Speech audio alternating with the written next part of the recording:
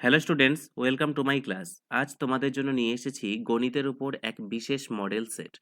এই সেটে যে সমস্ত প্রশ্ন রয়েছে এগুলো তোমাদের আপকামিং যে সমস্ত এক্সাম রয়েছে, সেটা রেলওয়ে, এসএসসি বা পিএসসি বা স্টেট লেভেলের পরীক্ষা, যাই হোক না কেন সবেতেই আশা করি খুব কাজে লাগবে।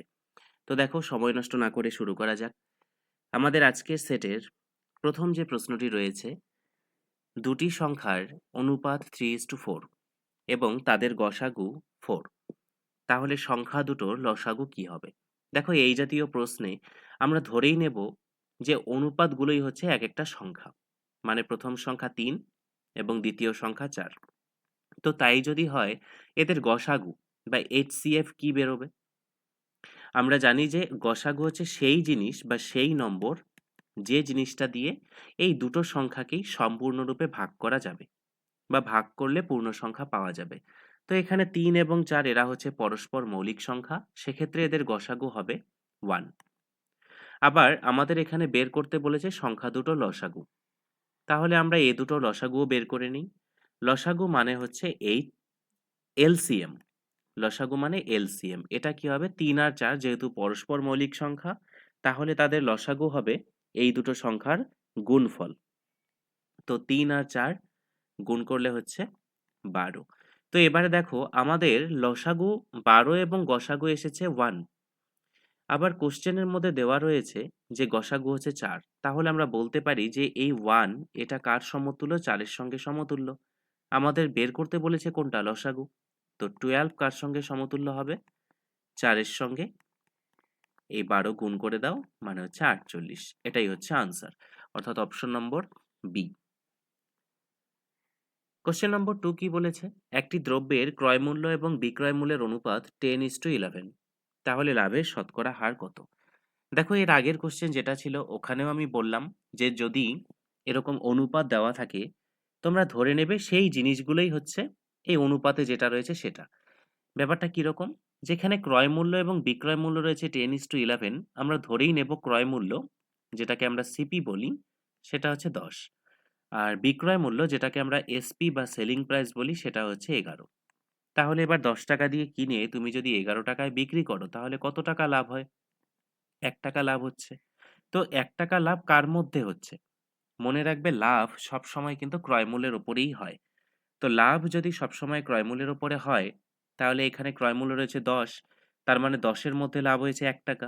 শতকরায় প্রকাশ করতে গেলে 100 দিয়ে সবসময় কিন্তু মাল্টিপ্লাই করতে হবে।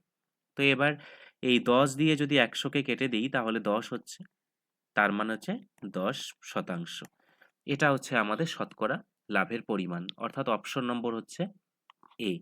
একটা কথা মনে রাখবে, যে যদি আমাদের জিজ্ঞেস করে যে লাভের পরিমাণ কত, তাহলে সবসময় সেটা কিন্তু ক্রয় মূল্যের উপরেই হবে।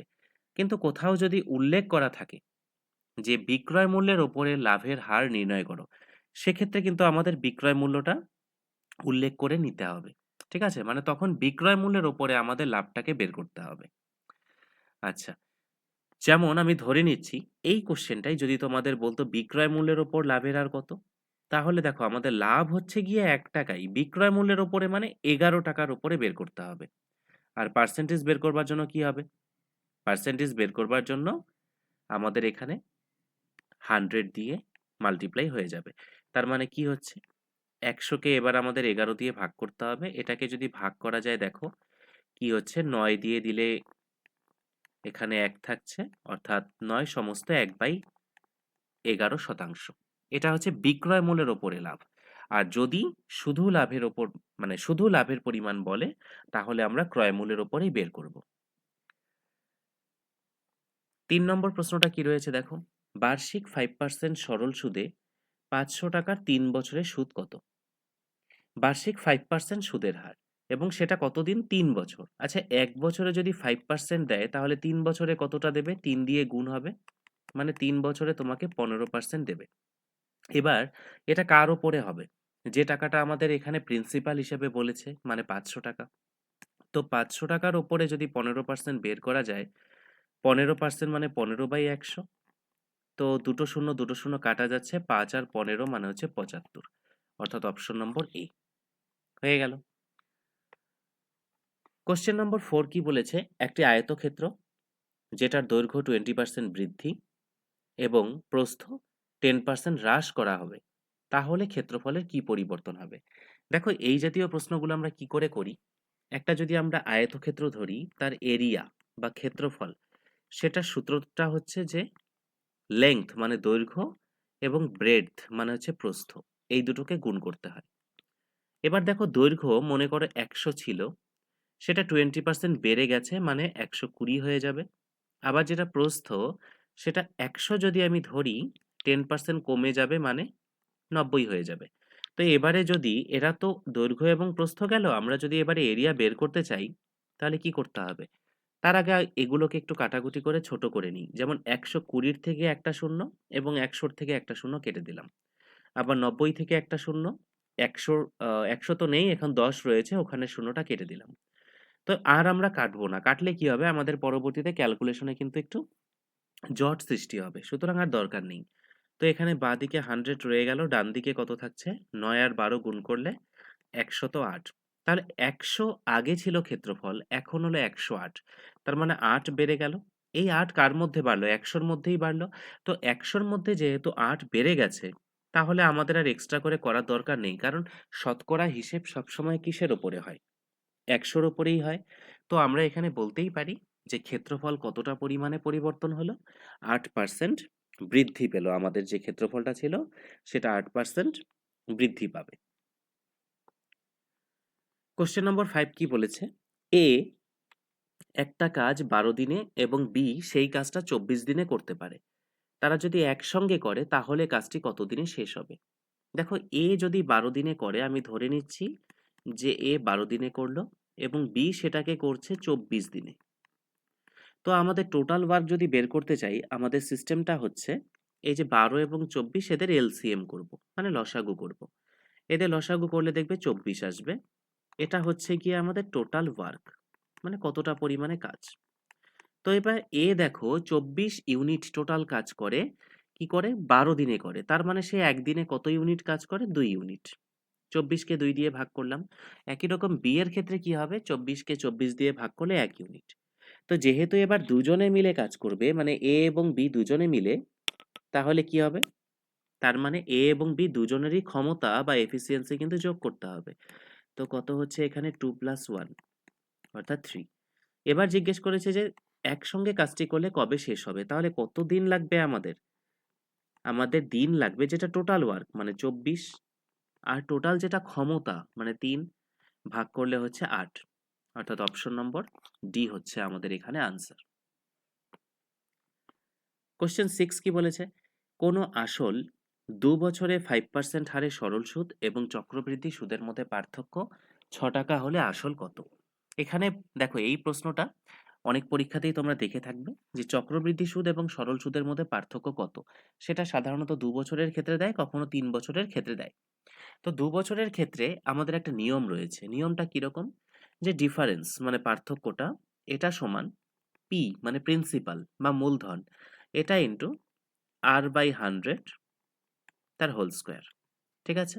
তো ডিফারেন্স বা পার্থক্য রয়েছে আমাদের ৬ টাকা। প্রিন্সিপালটা আমাদের দেওয়া নেই থাকলেও। r/100, r মানে তো 5%।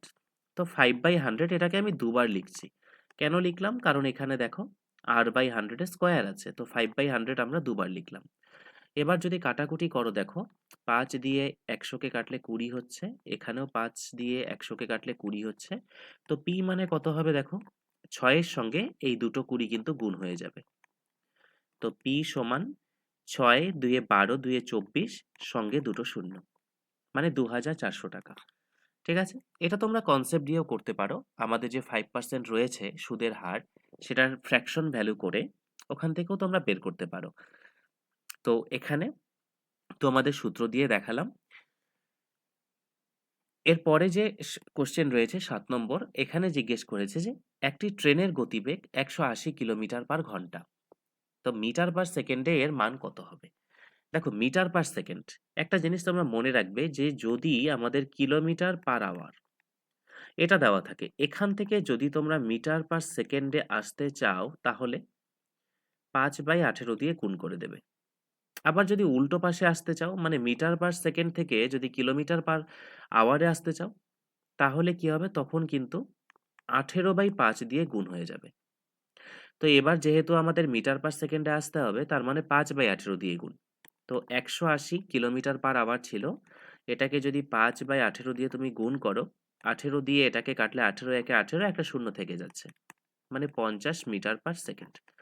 এটা একটু মনে রাখবে এই জিনিসটা। এই যে 5/18 এবং 18/5 অনেকেই দেখবে এটা কিন্তু এক্সামে গুলিয়ে ফেলে। এটাকে গুলোবে না। মনে রাখবে যে কিলোমিটার পার আওয়ার এটা তো বড়। তো বড় মানে ওপরে বড় সংখ্যা। মানে 18/5 দিয়ে গুণ করতে হবে। আবার মিটার পার সেকেন্ডে যখন আসবো এটা তো ছোট। তো ছোট মানে কি ওপরে ছোট সংখ্যা। এইজন্য 5/18 দিয়ে গুণ। বড়র ক্ষেত্রে 18/5, ছোটর ক্ষেত্রে 5/18 দিয়ে। নেক্সট কোয়েশ্চেনটি রয়েছে, পিতার বর্তমান বয়স পুত্রের বয়সের ৩ গুণ। ৫ বছর পর তাদের বয়সের সমষ্টি ৭০ বছর হবে। তো পুত্রের বর্তমান বয়স কত? আচ্ছা, বর্তমানে যদি আমি দেখি, তাহলে এখানে ধরো ফাদার ধরলাম আর সন ধরলাম। তো সন যদি 1 ইয়ার হয় তাহলে ফাদার হবে 3 ইয়ার। এই তো মানে 3:1 রেশিও। তো এবার দেখো ৫ বছর পরে তারা দুজনে মিলে হবে মানে ফাদার আর সন, তাদের যদি দুজনকে আমি ধরি ৫ বছর পরে আজকের থেকে, তখন হবে ৭০ বছর। তাহলে ৫ বছর আগে বাবারও বয়স ৫ বছর কম ছিল, ছেলেরও বয়স কিন্তু ৫ বছর কম ছিল। তাহলে দুজনের মিলে মোট কত বছর কম ছিল? ১০ বছর। তার মানে ৫ বছর আগে, মানে আজকের কথায় এই দুজনের বয়সের সমষ্টি হবে ৬০ বছর। ঠিক আছে? যে ৫ বছর পরে দুজনেরই তো ৫ করে ১০ বছর বাড়বে। তার মানে আজকে ১০ বছর কম আছে। তো এখন যদি ১০ বছর কম হয় সেক্ষেত্রে কত হবে? সেক্ষেত্রে আজকে হবে ৬০ বছর। আর এখানে আমাদের যেটা রেশিও এলো সেটা এসেছে 3:1, মানে টোটাল কত হচ্ছে দেখো 4। এই 4 মানেই 60 না? তাহলে 1 মানে কি হবে? 60 কে যদি 4 দিয়ে ডিভাইড করো তার মানে 15। 1 মানে হচ্ছে 15। তো আমাদের জিজ্ঞেস করেছে যে পুত্রের বর্তমান বয়স কত? পুত্রের বর্তমান কত? আমরা তো 1 ইউনিটই ধরেছিলাম। তো 1 যদি ধরা হয় তাহলে 1 এর ভ্যালু তো বেরিয়েই গেছে। তার মানে অপশন নম্বর কোনটা হচ্ছে? এ হচ্ছে।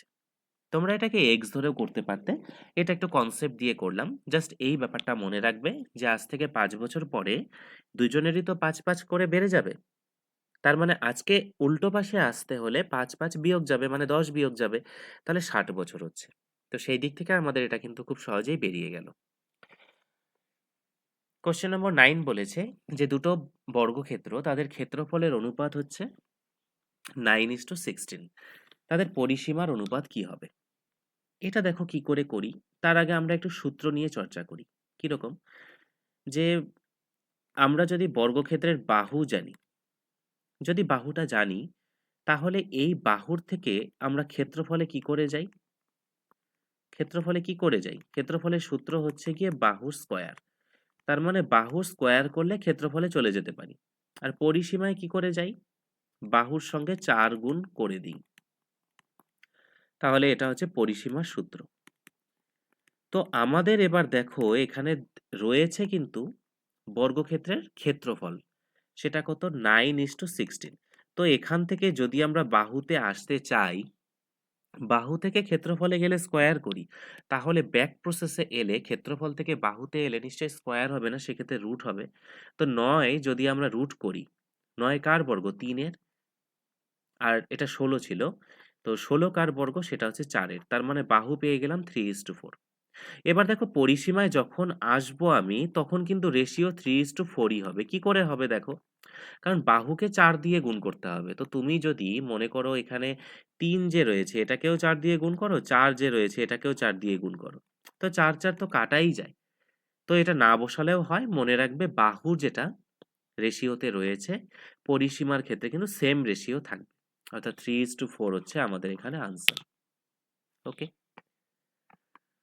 এবারে বলেছে যে পরপর ৩ টি বিজোড় সংখ্যা তাদের যোগফল হচ্ছে 81। তো বৃহত্তম সংখ্যাটি কত?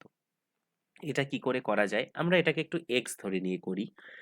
যে একটা সংখ্যা x, বিজোড় সংখ্যা অবশ্যই। একটা বিজোড় সংখ্যা আমি x ধরছি। এবার x এর পরের বিজোড় সংখ্যাটা কি হবে? x এর পরের বিজোড় সংখ্যা কি? এক ঘর পরে আসে তো। যেমন ১ যদি বিজোড় হয়, তারপরে বিজোড় সংখ্যা হচ্ছে ৩। তার মানে কি হলো? ১ এর পরে আরেকটা ঘর ২ সেটা ছেড়ে দিয়ে কিন্তু ৩ আসে। তার মানে ১ এর সঙ্গে ২ যোগ করতে হয়। তাহলে একটা বিজোড় সংখ্যা থেকে আরেকটা বিজোড় সংখ্যায় যেতে গেলে আমাদের ২ যোগ করতে হবে। সেম কিন্তু জোড় সংখ্যাতেও। একটা জোড় থেকে আরেকটা জোড়ে যেতে গেলে আমাদের ২ যোগ করতে হয়। তো x এর পরের যে বিজোড় আসবে সেটা হবে x + 2, তারপরেরটা আবারও ২ যোগ হবে, তার মানে x + 4। তো এই সবাই যোগ করলে সেটা হচ্ছে 81। তো এদেরকে যদি যোগ করা যায় দেখো, তাহলে এখানে ৩ টা x আছে, তার মানে 3x প্লাস আর 4 আর 2 মানে হচ্ছে 6, এটা ইকুয়াল 81। তো এখান থেকে 3x যদি আমরা বের করতে চাই, 81 মাইনাস 6, 3x মানে কি আসবে? এখান থেকে আসবে 75। তো 3 দিয়ে যদি 75 কে কাটা যায় 25 হচ্ছে। তো এই x এর মান দেখো আমরা পেয়ে গেলাম। আমাদের বৃহত্তম কোনটা? যেটা আমাদের x প্লাস 4 ছিল। তো x প্লাস 4 এর ভ্যালুটা এবারে কি করে বেরোবে? এই 25 প্লাস 4 মানে হচ্ছে 29। এটাই আনসার, অর্থাৎ অপশন নম্বর ডি। এর পরে কি বলেছে? 11 নম্বর কোশ্চেন, যে root X plus root Y এটা মানে হচ্ছে 10, আবার root X minus root Y এটা মানে হচ্ছে 2। এই যদি হয় তাহলে x এর মান কত? এই দুটো সমীকরণ আকারে দেওয়া আছে, আমাদের x এর মানটা আনতে হবে। এটা কি করে নিয়ে আসবো? দেখো, x এর মান আনতে গেলে আমাদের নিশ্চয়ই y টাকে সরিয়ে দিতে হবে। তো তোমরা যদি একটু ভালো করে খেয়াল করো, দুটো সমীকরণেই দেখো y রয়েছে, একটার আগে প্লাস আছে, একটার আগে মাইনাস আছে। তো দুটো সমীকরণকে যদি আমরা যোগ করি তাহলে কিন্তু মনে হচ্ছে প্লাস ওয়াই আর মাইনাস ওয়াইটা চলে যাবে। কিরকম? যেমন প্রথম সমীকরণের বাঁদিকে আছে root X plus root Y, একই রকম দ্বিতীয় সমীকরণের বাঁদিকে রয়েছে root X minus root Y, দুজনকে যোগ করলাম। এবার ডান দিকগুলোও যোগ হবে, তার মানে 10 যোগ হচ্ছে 2। এবার দেখো, এই যে root Y minus root Y এরা কিন্তু কাটা যাচ্ছে। তো এটা কাটা গেলে এবারে কি হবে? 2 রুট এক্স, এটার মানে হচ্ছে কত? 10 দুইয়ে হচ্ছে 12। এবার 2 দিয়ে এই 12 কে কাটলে 6 হচ্ছে, মানে রুট এক্স মানে হচ্ছে 6। কিন্তু রুট এক্স এর মান তো আমাদের চাইনি, আমাদের চেয়েছে এক্স এর মান। তো উভয় পক্ষকে বর্গ করে দাও, কারণ বর্গ করলেই কিন্তু রুটটা উঠে যায়। তো এই রুট এক্স এটা যদি তোমরা স্কোয়ার করো, ডান পাশেও কি করবে? স্কোয়ার করবে। তো এক্স সমান আসবে 36, অর্থাৎ অপশন নম্বর এ হচ্ছে আমাদের আনসার। এটা যদি একই রকম ভাবে তোমাদের বলতো ওয়াই এর মানটা বের করো, তাহলে কিন্তু আমরা যোগ করলে পারতাম না। সেক্ষেত্রে কি করতে হতো? সেক্ষেত্রে আমাদের বিয়োগ করতে হতো। কেননা এই যে দেখো root X plus root Y, এখান থেকে যদি আমরা বিয়োগ দিই পরবর্তী, মানে root X minus root Y, তবে কি হবে দেখো, root X plus root Y রয়ে গেল, মাইনাস রুট এক্স, মাইনাসে মাইনাসে প্লাস রুট ওয়াই। এবারে এক্স গুলো চলে গেল, মানে 2 রুট ওয়াই থাকবে। তার মানে যেটাকে আমাদের আনসারে আনতে হবে সেটা তো আমাদের রেখে দিতে হবে, আর বাকিটাকে আমাদের সরিয়ে দেওয়ার চেষ্টা করতে হবে। এই হচ্ছে ব্যাপার। কোশ্চেন নম্বর 12 কি বলেছে? একটি নির্বাচনে দুজন প্রার্থীর মধ্যে বিজয়ী প্রার্থী মোট ভোটের 60% পেয়ে 2000 ভোটে জয়লাভ করেন। তো মোট ভোটার কত? এখানে দুজন ক্যান্ডিডেট আছে, একজন উইনার যে জিতেছে, আর একজন লুজার। আচ্ছা, উইনার যদি 60% পায়, খুব সহজভাবেই বলতে পারি যে হেরেছে যে লুজার সে 40% পেয়েছে। কারণ টোটাল তো সবসময় 100%ই হয়। 60% যদি উইনার পায় তাহলে লুজার পাবে 40%। এবারে উইনার মানে সে তো জিতে গেছে, সে বেশি পেয়েছে। কতটা বেশি পেয়েছে দেখো, 20% বেশি পেয়েছে। আবার এখানে বলা আছে যে 2000 ভোটে জিতেছে, তাহলে আমরা বলতে পারি না যে 20% মানেই হচ্ছে আমাদের 2000। তো আনসার জিজ্ঞেস করেছে মোট ভোটার কত? মোট ভোটার মানে তো 100%। তো 20% যেটা আছে এটাকে যদি 5 দিয়ে গুণ করো তবেই 100 হয়ে যাবে। তাহলে এই 2000 কেও তোমরা 5 দিয়ে গুণ করো। তাহলে দেখা যাচ্ছে বাম দিকে 100% হচ্ছে, এটা কার সমতুল্য? ডান পাশে 5 দিয়ে 10 সঙ্গে 3টা শূন্য, তার মানে 10,000। টোটাল ভোটার হচ্ছে এখানে কিন্তু 10,000, অপশন নম্বর বি। 13 নম্বরটায় কি বলেছে? যে 5 জন লোক দিনে 6 ঘন্টা করে কাজ করে 10 দিনে একটি কাজ শেষ করে। 5 জন লোক তারা দিনে 6 ঘন্টা করে কাজ করে 10 দিনে একটা কাজ শেষ করে, এবং 12 জন লোক দিনে 5 ঘন্টা করে কাজ করে কত দিনে সেই কাজটি শেষ করবে? এটা দেখো, এটা ঐকিক নিয়মের অঙ্ক। এটার একটা সূত্র রয়েছে। সূত্রটা কিরকম? M1 মানে কতজন লোক, D1 মানে কত দিনে, T1 মানে দিনে কত ঘন্টা করে কাজ করে, বাই W1 মানে কতটা কাজ করলো, সমান সমান M2 মানে দ্বিতীয় ক্ষেত্রে কতজন লোক, D2 মানে কত দিন, T2 মানে দৈনিক কতটা করে কাজ করে, বাই হচ্ছে W2। তো এখানে M1 মানে 6 জন, D1 মানে 10 দিন, T1 মানে 6 ঘন্টা। একটা কাজ করে তো, তাই আমি W-টাকে সরিয়ে দিলাম, দরকার নেই দেওয়ার। M2 মানে 12 জন লোক, D2 দেওয়া নেই, এটাকে X ধরো। আর T2 মানে হচ্ছে দিনে 5 ঘন্টা। এবারে যদি এটাকে তোমরা কাটাকুটি করো, দুপক্ষে দেখো 5 5 কাটা যাচ্ছে, 6 দিয়ে 12কে কাটলে 2 হচ্ছে, আবার 2 দিয়ে 10কে কাটলে 5। তাহলে X এর মান হচ্ছে 5। তার মানে দ্বিতীয় যে ক্ষেত্রটা বলেছে সেখানে 12 জন লোক যদি দৈনিক 5 ঘন্টা করে কাজ করে, তাহলে তাদের মোট কতদিন সময় লাগবে? 5 দিন। অর্থাৎ এখানে অপশন এ হচ্ছে আমাদের আনসার। Next question number 14। এখানে বলেছে যে একটা ঘনক, তার বাহু হচ্ছে 8 সেন্টিমিটার। আচ্ছা, একটা ঘনক যদি হয়, আমরা তো লুডোর ছক্কা সবাই দেখেছি। একটা লুডোর ছক্কা কিন্তু একটা ঘনক বলে ভাবতে পারো। এই লুডোর ছক্কার কটা তল থাকে? 6টা তল থাকে, এবং প্রত্যেকটি তল কিন্তু বর্গক্ষেত্রাকার। তাহলে সেই দিক থেকে দেখলে ঘনকের বাহু যদি মনে করো 8 হয়, তাহলে একটা তলের ক্ষেত্রফল কি হবে? 8 স্কোয়ার। আর 6টা তলের ক্ষেত্রফল কি হবে? 6 গুণন 8 স্কোয়ার।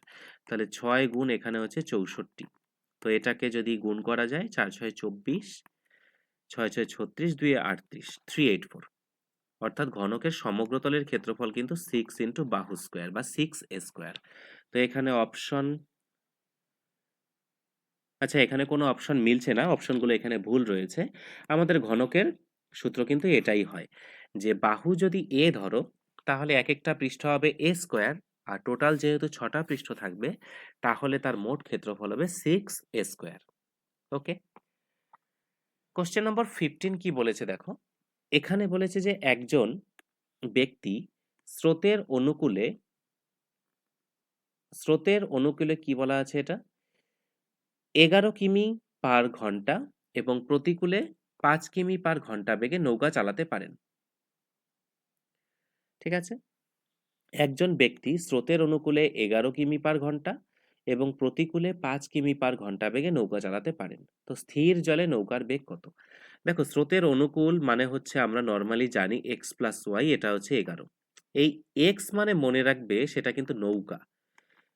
নৌকা যদি যায় তাহলে নৌকা, মানুষ যদি সাঁতার কাটে তাহলে মানুষ, সেটা কিন্তু এক্স ধরবে। আর ওয়াইটাকে সবসময় স্রোত ধরবে। তো যেহেতু অনুকূল মানে স্রোত যোগ হয়ে যাবে, সেটা আছে 11। আর যেটা প্রতিকূল মানে স্রোতটা বিয়োগ, সেটা হচ্ছে 5। এবার আমাদের জিজ্ঞেস করেছে কোনটা, সেটা দেখতে হবে। যদি নৌকা জিজ্ঞেস করে মানে এক্স জিজ্ঞেস করে, সেক্ষেত্রে সহজ বুদ্ধি কি, এক্স বের করতে গেলে এই দুজন 11 আর 5 এদের দুজনকে যোগ করে তাকে 2 দিয়ে ভাগ করে দাও, মানে এখানে 8 হবে। যদি তোমাদের স্রোতের বেগ বলে বা ওয়াই বের করতে বলে, তাহলে দুজনকে বিয়োগ করে তাকে 2 দিয়ে ভাগ করে দাও, মানে 3 হবে। তো এখানে যেহেতু আমাদের নৌকা চেয়েছে, তো আনসার হবে অপশন নম্বর কোনটা, সি, 8। ঠিক আছে? এটা নৌকা এবং স্রোতের যে চ্যাপ্টার, সেখানে এই কনসেপ্টটা রয়েছে যে দুটো সংখ্যার যোগফল থাকে এবং দুটো সংখ্যার বিয়োগফল থাকে। সেখান থেকে যদি আমরা বড় সংখ্যা বের করতে চাই, তাহলে ওই যোগফল বিয়োগফলটাকে যোগ করো, তাকে 2 দিয়ে ভাগ করো। আর ছোট বের করার ক্ষেত্রে যোগফল আর বিয়োগফলটাকে বিয়োগ করে দাও, তারপর তাকে 2 দিয়ে ভাগ করো। আচ্ছা, তো এবার কোশ্চেন নম্বর 16। এখানে বলেছে যে একটা চাকার ব্যাসার্ধ হচ্ছে 0.35 মিটার। তো চাকাটি যদি 440 মিটার পথ যেতে হয়, তাহলে কতবার ঘুরবে? দেখো, একটা চাকা যদি আমি ধরি, একটা চাকা একবার ঘুরলে সে কতটুকু ডিস্টেন্স যায়, তার পরিধির সমান দূরত্ব যায়, এটা মনে রাখবে। একটা চাকা যদি একবার ঘোরে, তাহলে সে তার পরিধির সমান ডিস্টেন্স যায়। তাহলে একবার ঘোরার জন্য কতটা যাচ্ছে সেটা বের করে নিই, 2 পাই আর। তা 2 এর মান 2, পাই মানে হচ্ছে আমাদের 22/7, আর এর মান রয়েছে দেখো 0.35। এটাকে আমরা না মানে ফ্র্যাকশনে লিখে দিই। ফ্র্যাকশনে লিখলে হবে 35/100। তো 35/100 লিখে দিলাম। এবারে একটু কাটাকুটি করা যাক এখান থেকে। কাটাকুটি করলে কি হবে দেখো, 7 দিয়ে 35কে কাটলে 5 হচ্ছে, 5 20 100, আবার ২ দিয়ে ২০ কে কাটলে ১০ হচ্ছে। তো ২২/১০ এইটুকুই থাক। আর এখানে কাটাকুটির দরকার নেই। তো এবারে আমাদের দেখো মোট কতটা পথ যেতে হবে? ৪৪০ মিটার। আর একেকবারে যায় হচ্ছে তোমার ২২/১০। টোটাল যেতে হবে ৪৪০। আর এক পাকে যায় ২২/১০। তাহলে এটা দিয়ে ভাগ করলেই বেরিয়ে যাবে টোটাল কতবার ঘুরতে হবে। তো ৪৪০ কে যদি এবারে ২২/১০ দিয়ে ভাগ করো, তো ভাগ তো এভাবে আমরা করতে পারি না। এর জন্য আমাদের গুণ করে ওই ভাগটাকে মানে ভগ্নাংশটাকে উল্টে দিতে হবে। ১০/২২। তো ২২ দিয়ে ৪৪ কে কাটলে ২, সঙ্গে শূন্যটা থাকবে। তো ২০ আর ১০ মানে ২০০। অর্থাৎ টোটাল আমাদের কতবার ঘুরতে হবে সেই চাকাটিকে? এই ৪৪০ মিটার পথ যদি যেতে হয় তাহলে চাকাটিকে মোট ২০০ বার ঘুরতে হবে। ঠিক আছে? কোশ্চেন নম্বর 17 কি বলেছে? যে একজন ছাত্র পরীক্ষায় ১০০ র মধ্যে ৩৫ নম্বর পেয়ে ১০ নম্বরের জন্য ফেল করলো। তাহলে পাস নম্বর কত শতাংশ? ১০০ র মধ্যে পরীক্ষাটা হয়েছিল। ভালো করে খেয়াল করবে, এখানে টোটাল মার্কস কিন্তু আমাদের দেওয়া রয়েছে 100। এবার কেউ মনে করো ৩৫ পেয়েছে, তারপরেও ১০ এর জন্য ফেল করলো। তাহলে আর ১০ পেলে মানে ৪৫ পেলে সে পাস করত। তো ৪৫ কতর মধ্যে? ১০০ র মধ্যে। তাহলে পাস মার্ক কত? ৪৫%। এটা একদম দেখেই দেখো উত্তর বলা যায়। যদি টোটাল মার্কসটা অন্য কিছু হতো তাহলে আমাদের ফ্র্যাকশনটাকে মানে ফ্র্যাকশন তো নয়, পার্সেন্টেজটাকে আমাদের আলাদাভাবে বের করতে হতো। তো যেহেতু এখানে ১০০ র মধ্যেই বলা ছিল, তাই আমাদের এটা আর আলাদাভাবে বের করার কোনো দরকার নেই। আমরা সরাসরি বলতে পারবো যে ৪৫% হচ্ছে পাস নম্বর। ঠিক আছে? কোশ্চেন নম্বর 18 বলেছে যে ১০ জন বালকের গড় বয়স ১০ বছর। যদি শিক্ষকের বয়স যোগ করা হয় তবে গড় বয়স ১ বছর বেড়ে যায়। তো শিক্ষকের বয়স কত হবে? আচ্ছা, এখানে ১০ জন আগে ছিল, তাদের গড় বয়স হচ্ছে ১০ বছর। এবার শিক্ষক আসার জন্য তাদের সবার ১ বছর করে বেড়ে যায়। আচ্ছা, ১ বছর যদি বেড়ে যায় তাহলে আগে গড় ছিল ১০, এখন গড় কত হবে? এখন গড় হবে ১০ এর সঙ্গে ১ যোগ মানে হচ্ছে ১১। তার মানে টিচার সে যদি হিসেবে মানে ওই গড়ের মধ্যে থাকতে চায় তাহলে তার বয়স ১১ তো নিয়ে আসতেই হবে। এবং তার সঙ্গে ওই যে ১০ জন ছাত্রের প্রত্যেকের ১ করে বাড়িয়ে দিয়েছে, মানে ১০ গুণ ১। তাহলে ১১ নিজের জন্য এবং ১০ হচ্ছে ওদেরকে বাড়ানোর জন্য। তাহলে টোটাল ২১ বছর হয়ে আসতে হবে সেই টিচারকে। বোঝা গেল ব্যাপারটা? যে একজন শিক্ষক আসার পরে যদি ১ বছর এভারেজটা বেড়ে যায়, মানে এভারেজটা ১১ হয়ে যায়, তাহলে শিক্ষকের নিজের জন্য তো ১১ মেইনটেইন করতেই হবে। তার সঙ্গে বাকিদের মধ্যে যে ১ বছরের ঘাটতি আছে ১০ টা ছেলের ক্ষেত্রে, তো সেই ১০ নম্বরটাও নিয়ে আসতে হবে। তো ১১ আর ১০ মানে হচ্ছে ২১। তাহলে শিক্ষকের বয়স কত হচ্ছে এখানে? ২১ হচ্ছে। কোশ্চেন নম্বর 19 বলেছে, একটি পাত্র যেখানে দুধ এবং জলের অনুপাত 5:2, যদি ৫ লিটার জল মেশানো হয় তবে অনুপাত হয় 5:3। তো দুধের পরিমাণ কত? তো মিল্ক আর হচ্ছে ওয়াটার। যদি আমরা দেখি যে মিল্ক প্রথমে ছিল কত? 5:2 আর পরে হলো 5:3, তার মানে মিল্ক চেঞ্জ হয়নি। চেঞ্জ না হওয়ারই কথা। এখানে আমাদের যেহেতু বলেছে যে দুধ আমরা ঢালিনি, কিন্তু জল ঢেলেছি। তাই তো? তো জল ঢাললে জলটাই চেঞ্জ হবে। হুম? মিল্কটা কিন্তু বা দুধটা কিন্তু চেঞ্জ হবে না। যদি এখানে চেঞ্জ থাকতো তাহলে কিন্তু আমাদের সেটাকে সমান করে নিতে হতো। কারণ যেটা চেঞ্জ হয়েছে শুধু ওটাই আমাদের আলাদা দেখতে পারবো। বাকিটাকে সেম রাখতে হবে। তো এখানে সেম রয়েছে, অসুবিধার কিছু নেই। এবারে আমাদের দেখো জল যেটা সেটা ২ থেকে ৩ হয়েছে, মানে ১ ইউনিট বেড়েছে। ১ ইউনিট যদি বাড়ে সেটা মানেই কত? সেটা মানেই ৫ না? কারণ ৫ লিটার ঢালা হয়েছে। তো এবার পাত্রে দুধের পরিমাণ কত? পাত্রে কত দুধ আছে? ৫ লিটার। তাহলে ৫ লিটার তো নয়, ৫ ইউনিট। তো ১ ইউনিট মানে যদি ৫ লিটার হয়, ৫ ইউনিট মানে ৫ গুণ ৫ মানে ২৫ লিটার। অর্থাৎ অপশন নম্বর সি, এটা হচ্ছে সঠিক আনসার। এটা মনে রাখবে যে যদি এই সমস্ত মিশ্রণের অঙ্ক দেওয়া হয় তাহলে যাকে ঢালা হয়েছে শুধু সেটাই চেঞ্জ হবে, আর বাকি যেটা আছে সেটা সেম করতে হবে। যদি থাকে সেম, যেমন এটা হলো, তাহলে কোনো অসুবিধা হয় না। কিন্তু যদি সেম না থাকে তাহলে আমাদের সেম কিন্তু করে নিতে হবে। নেক্সট কোশ্চেন দেখো এবারে। কোশ্চেন নম্বর 20, একটা ঘড়ি সেটা 10% ক্ষতিতে বিক্রি করা হয়েছে। যদি আরো ৪৫ টাকা বেশি দামে বিক্রি করা যেত তবে 5% লাভ হতো। তো ঘড়িটির ক্রয় মূল্য কত? আচ্ছা, ঘড়িটা আমি মনে করলাম এই মাঝখানটা হচ্ছে 0%, মানে এখানে লাভ লস কিছুই হয় না।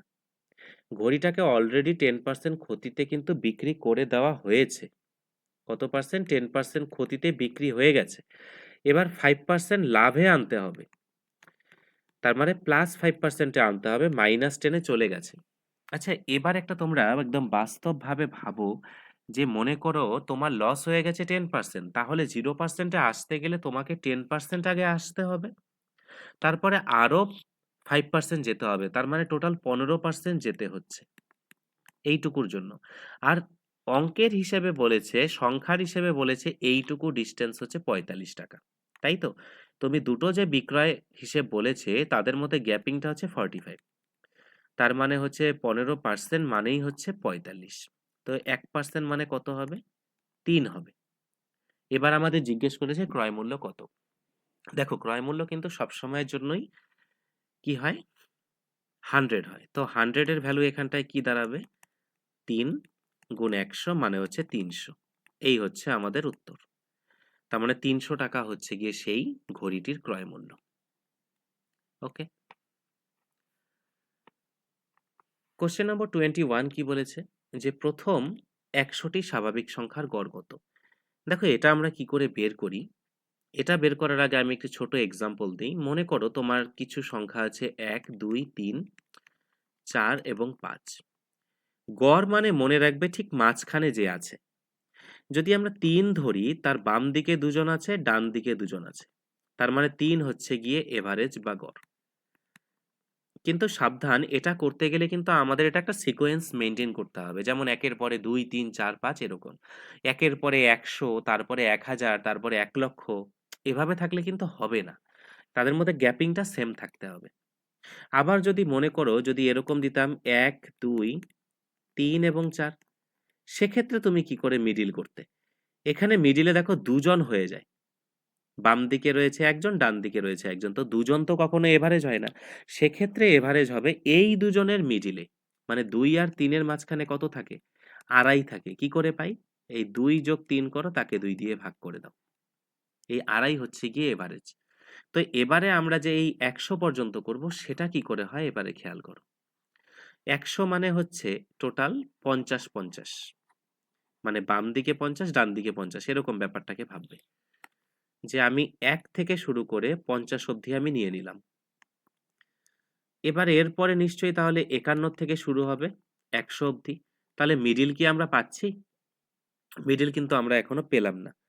মিডল কি হবে তাহলে? এই যে ৫০ আর ৫১, এই দুজনের মাঝখানে হবে মিডলটা। তো ৫০ আর ৫১ র মাঝখানে কত হবে? ৫.৫ হবে, মানে ৫০.৫। কি করে বেরোবে? এই ৫০ আর ৫১ কে যোগ করো, তাকে যদি ২ দিয়ে ভাগ করো, মানে ১০১/২ অর্থাৎ ৫০.৫। এই হচ্ছে আমাদের আনসার। ঠিক আছে? এই জিনিসটা একটু খেয়াল রাখবে যে যখন জোড় সংখ্যা হয় তখন হয় মাঝখানে দুজন এবং তার এভারেজ বের করতে হয়। আর যখন বিজোড় সংখ্যায় থাকে তখন তো দুপাশে সেম হয়ে যায়, মাঝখানে একজনই হয়, সেটা হয়ে যায় এভারেজ। কোশ্চেন নম্বর 22 বলেছে যে একটি কাজ ১৫ জন লোক ২০ দিনে শেষ করতে পারে। তাহলে কাজটি ১০ দিনে শেষ করতে কতজন লোক লাগবে? এটা দেখো, এই কিছুক্ষণ আগে যে আমরা একটা সূত্র পড়লাম, M1 D1 T1/W1 সমান M2 D2 T2/W2। ওখান থেকে যদি ধরো M1 মানে হচ্ছে ১৫ জন, D1 মানে হচ্ছে ২০ দিন, M2 মানে আমরা জানি না, ওটাকে আমি X লিখে রাখছি, D2 মানে ১০ দিন। তাহলে এখানে তো হয়েই গেল, ১০ দিয়ে দেখো ২০ কে কাটলে ২ হচ্ছে, তো X এর মান হচ্ছে ৩০। তো কতজন লোক লাগবে? যদি কাজটাকে ১০ দিনে শেষ করতে চাও তুমি, তাহলে কিন্তু লোক ৩০ জন লাগবে। তখন আর ২০ দিনে সম্ভব নয়। এই রুলসটা দিয়েই তোমরা করবে। সেই ছোটবেলা থেকে ঐকিক নিয়মের অঙ্কগুলো করে আসছো। তো ঐকিক নিয়মে যদি তোমরা একটু ভেবে, ভেবে করো, যেটা ওই সরল অনুপাত বা ব্যস্তানুপাত সম্পর্কগুলো যে ছিল আরকি আগে, তাহলে অনেকটা টাইম লেগে যাবে। তো সেভাবে তো করার দরকার নেই। তোমরা এভাবে করবে, তাহলে কিন্তু হয়ে যাবে। কোয়েশ্চেন নম্বর 23 বলেছে দুটি সংখ্যার লসাগু 12 এবং লসাগু হচ্ছে না, গসাগু বলেছে 12 এবং লসাগু 360। তো একটা সংখ্যা 72 হলে অপর সংখ্যাটি কত হবে? দেখো, আমাদের একটা সূত্র আছে যে দুটো সংখ্যার গুণফল আমি A আর B ধরে নিলাম দুটো সংখ্যা। এটা মানে হচ্ছে লসাগু গুণ হচ্ছে গসাগু। এটা হচ্ছে একটা সূত্র। যে সংখ্যা দুটোর লসাগু গসাগু গুণ করলে যা পাই, সংখ্যা দুটোর গুণফল করলেও কিন্তু একই জিনিস পাই। তো একটা সংখ্যা হচ্ছে ৭২, তাহলে আরেকটা সংখ্যা B থাক। আর লসাগু হচ্ছে 360 আর গসাগু হচ্ছে 12। তো এবারে যদি কাটাকুটি করো, এখানে কাটাকুটি করলে কি হচ্ছে দেখো, ১২ দিয়ে ৭২ কে কাটলে ৬ হচ্ছে, ৬ দিয়ে ৩৬ কে কাটলে ৬ শূন্য। তার মানে B এর মান হচ্ছে ৬০। এই সূত্রটা মনে রাখবে শুধু, যে দুটো সংখ্যার গুণ করলে আমরা কি পাই, তাদের লসাগু গুণ গসাগু এই জিনিসটা পাই। এটা হচ্ছে আমাদের সূত্র, এবং সূত্র দিয়ে অঙ্কটা কিন্তু খুব সহজেই করা গেল। কোশ্চেন নম্বর 24, একটি সংখ্যার ৮ গুণ থেকে ১৫ বিয়োগ করলে ফল মানে বিয়োগফল সংখ্যাটির থেকে ৩ বেশি হয়, তাহলে সেই সংখ্যাটি কত হবে? তো একটা সংখ্যা যদি আমি x ধরি, সেটা ৪ গুণ মানে 4x, সেখান থেকে ১৫ বিয়োগ করলে বিয়োগফলটা মানে সমান সমান সংখ্যার থেকে ৩ বেশি, তার মানে x এর সাথে ৩ বেশি, x প্লাস 3। এভাবেই করবে এই জাতীয় অঙ্কগুলোকে, আর অন্যভাবে ভাবার দরকার নেই। এভাবেই দেখবে তোমাদের সহজ মনে হবে, যে একটা সংখ্যা আমাদের x, সেটা ৪ গুণ মানে 4x, ওখান থেকে ১৫ বিয়োগ করব মানে -১৫, সমান সমান হবে সংখ্যাটির থেকে ৩ বেশি মানে x প্লাস 3। তো এবার এখান থেকে যদি সমাধান করি, 4x মাইনাস x সমান সমান এখান থেকে 3 প্লাস 15। তো 3x মানে হচ্ছে 18, x মানে হচ্ছে 6। তো আমাদের যে সংখ্যাটির কথা বলা ছিল সেটার মানে সেটা কত হচ্ছে? সেটা হচ্ছে 6। কোশ্চেন নম্বর 25 বলেছে যে বার্ষিক 10% চক্রবৃদ্ধি সুদে ৩,০০০ টাকার ২ বছরের সুদ কত? ৩,০০০ টাকার ২ বছরের সুদ কি করে আমরা বের করব? দেখো, এটার একটা নিয়ম রয়েছে, যে মনে করো ৩,০০০ টাকা আমাদের আসল, তো ২ বছর এটা হচ্ছে প্রথম বছর, আর এখানে আমি ধরছি দ্বিতীয় বছর। তো প্রথম বছরে কি হবে দেখো, ৩,০০০ টাকা 10% মানে দুটো ক্ষেত্রেই ৩০০ টাকা। কিন্তু সমস্যা হলো চক্রবৃদ্ধি সুদ মানে সুদের উপরেও সুদ হয়। তাহলে প্রথম বছরে যে ৩০০ টাকা আছে এটার উপরেও তোমাকে 10% আনতে হবে মানে ৩০ টাকা, যেটা দ্বিতীয় বছরে আসবে। চক্রবৃদ্ধি সুদ মানে এটাই। যদি তোমাকে সরল সুদ বলতো, তাহলে এসআই লিখে দিতে ৩০০ তো যোগ ৩০০ মানে হচ্ছে ৬০০। কিন্তু যেহেতু কম্পাউন্ড ইন্টারেস্টেরও সিআই, তাহলে এই ৬০০ তো আছেই, তার সঙ্গে কিন্তু ৩০ ঢুকে যাবে। তার মানে উত্তর হবে ৬৩০। এটাই হচ্ছে সরল সুদ আর চক্রবৃদ্ধি সুদের পার্থক্য। মানে সুদের ওপরেও সুদ হয়। যেমন এখানে প্রথম বছরে ৩০০ টাকা একটা সুদ আমাদের কাছে হয়েছিল, তাহলে দ্বিতীয় বছরে যখন আমরা ঢুকবো তখন ওই ৩০০ টাকার ওপরেও কিন্তু 10% অনুযায়ী খেটে যাবে। তার মানে ৩০ টাকা আরো এক্সট্রা আমাদের এখানে আসবে। আবার যদি মনে করো এই কোশ্চেনটা এভাবে করতো, যে চক্রবৃদ্ধি সুদ এবং সরল সুদের মধ্যে পার্থক্য কত হবে, সেটা কিন্তু উত্তর ৩০ হতো। এই দেখো, তোমাদের প্রথম দিকে একটা অঙ্ক আমি করিয়েছিলাম, ডিফারেন্স সমান সমান পি ইন্টু আর বাই 100 তার হোল স্কোয়ার ছিল। তো ওটা হচ্ছে সূত্র, যদি আমরা একটু কনসেপ্ট দিয়ে করি তাহলে কিন্তু এই মেথডটা আসে। এরকম অনেক সময় ৩ বছরের জন্য দেওয়া থাকে। তো নেক্সট টাইম যখন তোমাদের ৩ বছরের নিয়ে চক্রবৃদ্ধি সুদ এবং সরল সুদের অঙ্ক করাবো, তখন সেই কনসেপ্টটা তোমরা দেখে নিতে পারবে। কোশ্চেন নম্বর 16 কি বলেছে, যে একটি ট্রেনের দৈর্ঘ্য হচ্ছে 150 মিটার এবং গতিবেগ হচ্ছে 54 কিলোমিটার পার ঘন্টা। তো একটা ইলেকট্রিক পোস্ট অতিক্রম করতে কত সময় নেবে? আচ্ছা, একটা ইলেকট্রিক পোস্ট কিন্তু খুবই ছোট হয়। মনে রাখবে, একটা ট্রেন যখন একটা প্ল্যাটফর্মকে ক্রস করে, একটা নদীর ব্রিজকে ক্রস করে, সেক্ষেত্রে কিন্তু তাদের সঙ্গে কিন্তু ট্রেনের দৈর্ঘ্যটা অ্যাড হয়ে যায়, কারণ তারা অনেকটাই বড়। কিন্তু যদি মনে করো রাস্তার পাশে একটা মানুষ আছে, একটা গাছ আছে, একটা ইলেকট্রিক পোস্ট আছে, সেক্ষেত্রে কিন্তু যোগ হয় না, কারণ সেটা খুবই ছোট। তো এখানে আমাদের দেখো ৫৪ কিলোমিটার পার ঘন্টা আমাদের গতিবেগ বলেছে, সেটাকে যদি আমরা মিটার পার সেকেন্ডে আনি তাহলে ৫/১৮ দিয়ে গুণ হয়ে যাবে। ১৮ দিয়ে ৫৪কে কাটলে ৩, তার মানে ৩×৫ = ১৫ মিটার পার সেকেন্ড। এটা হচ্ছে গিয়ে এখন ট্রেনের গতিবেগ। এখন সে যদি একটা ইলেকট্রিক পোস্টকে ক্রস করতে চায় তাহলে কতটা সময় নেবে? টাইম মানে আমরা কি জানি, ডিস্টেন্স মানে ১৫০ মিটার, যেটা ট্রেনের নিজের দৈর্ঘ্য। অন্য দৈর্ঘ্য তো এখানে নেই, শুধু ট্রেনের নিজের দৈর্ঘ্য। বাই হচ্ছে টাইম, টাইম তো নয়, সরি, গতিবেগ মানে 15। তো এটা যদি এবার ভাগ করা যায় তাহলে 10, অর্থাৎ আমাদের কত সময় লাগবে? সেই ট্রেনটা যদি একটা ইলেকট্রিক পোস্টকে ক্রস করতে চায় তাহলে তার 10 সেকেন্ড সময় লাগবে, এর বেশি কিন্তু লাগবে না। কারণ একটা ছোট্ট জায়গা, একটা ইলেকট্রিক পোস্ট আর কতটা হয়? ঠিক এই জন্য এর দৈর্ঘ্যটা কিন্তু ইগনোর করা হয়, মানে প্ল্যাটফর্মের সাথে যোগ করা হয় না। এই প্ল্যাটফর্ম তো নয়, ট্রেনের সঙ্গে যোগ করা হয় না। 27 নম্বর, একজন মানে একটা পরীক্ষায় পাশ করবার জন্য 40% নম্বর পেতে হয়। তো একজন ছাত্র 178 নম্বর পেল এবং 2 নম্বরের জন্য ফেল করলো। তাহলে পরীক্ষায় মোট নম্বর কত? আচ্ছা, একজন ছাত্র যে কিনা 178 পেয়েছে সে আবার 2 এর জন্য ফেল করেছে। তাহলে পাস করতে গেলে তাকে 180 পেতে হতো। তাই পেতে হতো। তো এখানে 40% মানে হচ্ছে 5 নম্বর। আর আমাদের 5 নম্বর হচ্ছে 180। তাহলে 40% মানেই মানে 180। তো 1% মানে কি হবে? 180 কে 40, তো 0, 0 কেটে দাও, বাকিটা পরে দেখা যাবে। এবার টোটাল মার্কস বলেছে, টোটাল মার্কস মানে 100%, এটা হবে 18 গুণ 100 বাই হচ্ছে 4। যদি এবার এটাকে তোমরা করো, 4 25 100 হচ্ছে। তো এবার কাটাকুটি করলে কত হবে? 8 25, 200 শূন্য হাতে 20, 25 আর 20 হচ্ছে 45। তার মানে 450 হচ্ছে আমাদের টোটাল মার্কস। খুবই সহজ প্রশ্ন। ঠিক এরকম টাইপেরই একটা অঙ্ক আগেও ছিল। কোশ্চেন নম্বর 28 বলেছে পরপর দুটি ছাড়, কত পার্সেন্ট ছাড়? সেটা 20% ছাড়। এটার সমতুল্য ছাড় কত? মানে তুমি দোকানে একটা জিনিস কিনতে গেছো, সেটার থেকে 20% ডিসকাউন্ট দিল, তারপর আবারও 20% দেবে। মানে প্রথমে ধরো 100 টাকা ছিল, সেখান থেকে 20% মানে 80 টাকায় চলে এলো। সেখান থেকে আবারও 20% যদি দেয় তাহলে 20% ডিসকাউন্ট দেওয়া মানেটা কি? 20% ডিসকাউন্ট দেওয়া মানে হচ্ছে তোমার কাছে 80% এ বিক্রি করা। তাহলে 80 গুণ 80 বাই 100। এখান থেকে শূন্যগুলো তো কাটাই যায়। ৮ ৮ এ ৬৪। তাহলে ১০০ টাকার জিনিসটা তুমি এবারে ৬৪ টাকায় পাচ্ছ। তাই তো দাঁড়াচ্ছে দুবার ডিসকাউন্ট দেওয়ার পরে।